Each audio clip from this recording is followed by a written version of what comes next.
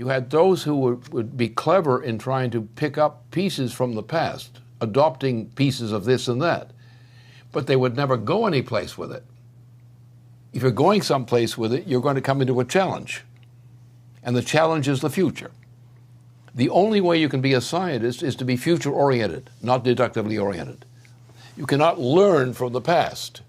You have to challenge the past, defy the past.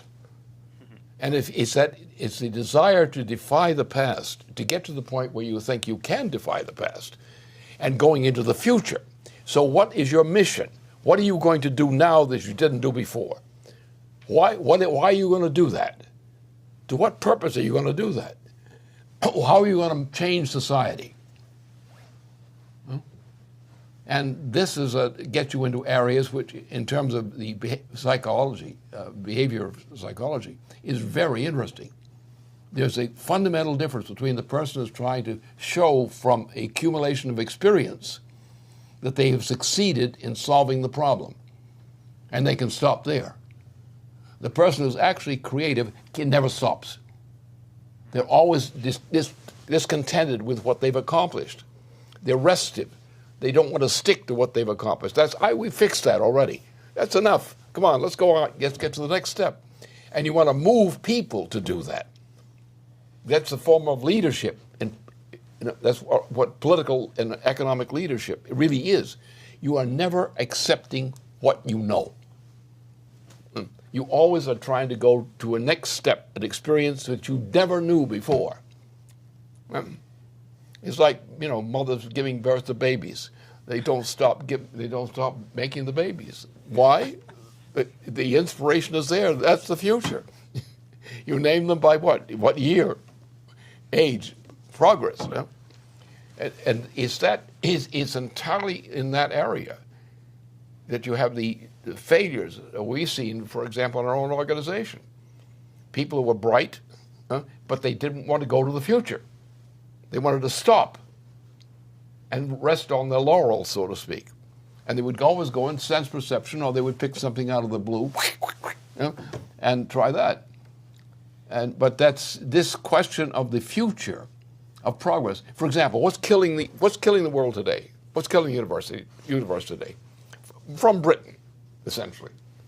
What's killing the universe is green, the green philosophy. That is killing humanity.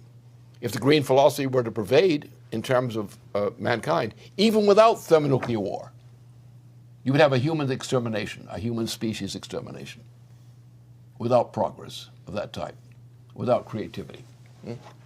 So the practical fellow is a danger to himself, because he wants to stop at certain fixed assumptions and say, this is what I believe, and don't try to change me.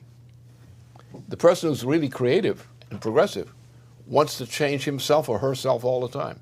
Mm-hmm. Otherwise, they would get terribly bored. I think Einstein has a famous quote. He says, "I want to know God's thoughts. The rest are details." Of course, Einstein is yes, exactly persecuted for that way of thinking.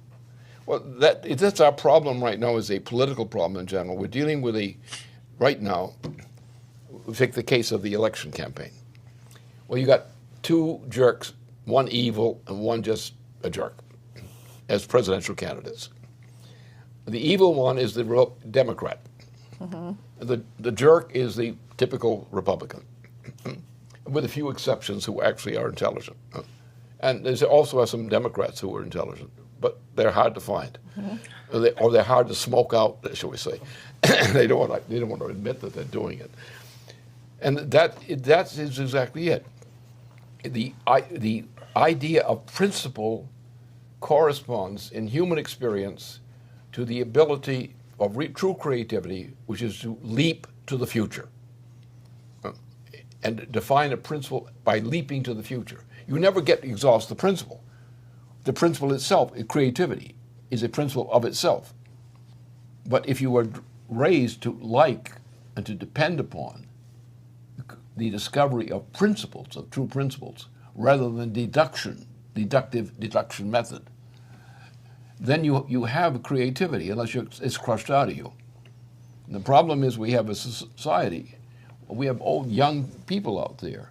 They're more dangerous to themselves than they are to anyone else, but they're dangerous to adults. You have teenagers and people of even younger age group who are inherently a danger to the population because we have destroyed the population by the cultural changes which have occurred since the assassination of Kennedy, in particular, exemplary.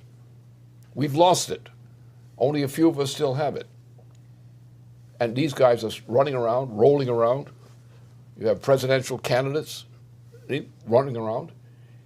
And we are actually on the verge of destruction of the entire population of the planet because of thermonuclear weapons. But we get into the thermonuclear war. Why? Because we have this problem. We have people who are acting more like animals than they are like, they have nuclear weapons, thermonuclear weapons, but they're acting like animals in terms of every other respect of their behavior. And the problem is we have to fight against that, but the other side of it, for the purpose of this discussion that we're having today, the question is the fight to get creativity in the way that Kepler defined the problem in terms of his discovery of universal gravitation. That is, I think, the classical test, which is the easiest one to get at. It's difficult, but it's the easiest to get at.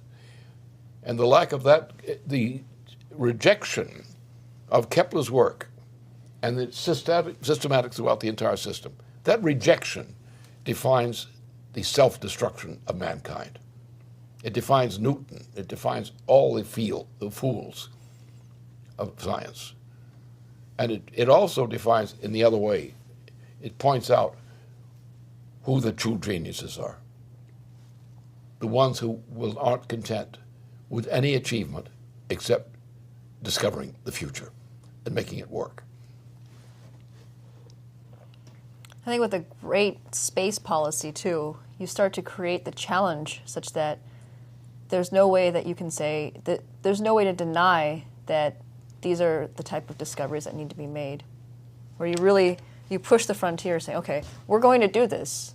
This is what we're going to do. We're going to colonize space. We're going to come to the point of human society that really was envisioned by Kennedy even. And in that process, then, you start to pose the challenge to everyone, all the way down to the kindergartners and so on, such that you're doing, it's a top-down process of society. Well, to take one practical case as an illustration of this, what happened with curiosity is that we reached a point with the success of that experimental work, which is a higher step upwards in the whole process. Even though it's a limited mission, it has that characteristic. But once we set that quality of material up and anticipate what we can go further with it, we suddenly have not only a radiation from Earth's direction into Mars, we also have a reflection of the reverse. Mm-hmm. Now, if we take the apparatus we put on Mars, which we're receiving communications. Communications by what? By what means? By what? Solar radiation, similar kinds of things, speed of light. Well, what if we put a reflection of that on Mars? Mm-hmm. In the same place we would tend to put curiosity.